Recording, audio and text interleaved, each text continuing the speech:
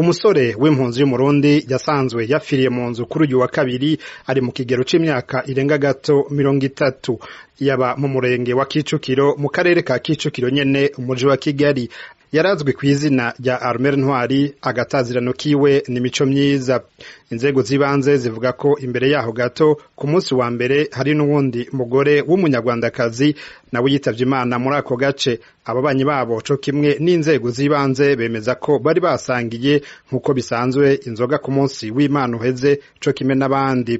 Kugira ngo urwo rupfu rwa Mico Myiza rumenyekane, ababanyi ngo bagize amakenga kuko yaramaze iminsi ibiri adasohoka, niko kubomora umuryango basanga ibara ryaraguye, kanatsinda abamuheruka ijya nyuma hari ku munsi wa Mungu.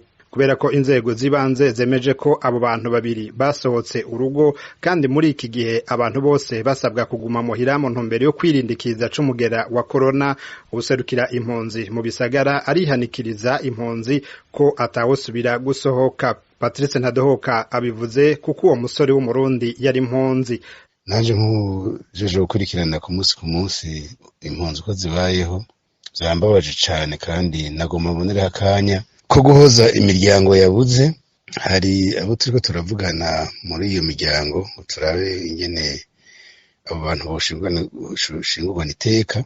Mboneyeho rero n'akanya ko guhanura impunzi zose ziba muri ino miji y'igihugu c'u Rwanda ko bogerageza gukurikiza amategeko ku neza yabo y'umutekano, cane cane muri ibi bihe turi mu bibazo bidasanzwe vy'iki kiza ca coronavirus kiteye ikibazo cane kw'isi yose. Bareke kuza barasohoka uko bashatse kandi bibujijwe, kuko amakuru adushikira avuga yuko baba bavuye hanze kumbure binyegeje araco baja kurondera gufungura canke baja kurondera co kunywa, hanyuma bikavamwo ingaruka y'ibi bibazo tutaramenya neza ingene bitumbereye.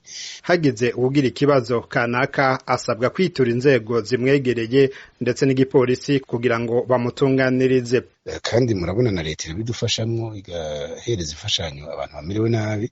Barindiriye ngaho, amatelefone barayafise y'ababarongoye, babaze bati tubikore gute. Impunzi zose rero zo mu muji ziratewe akamo ko zogerageza no kuri kwifata. Nibihe bitoroshe n'ivyo iyo utagira akazi utagira amikoro, ariko bagume mu mazu, bagumane telefone y'ababarongoye, bagumane na telefone ya polisi, za polisi ziriho zitabara.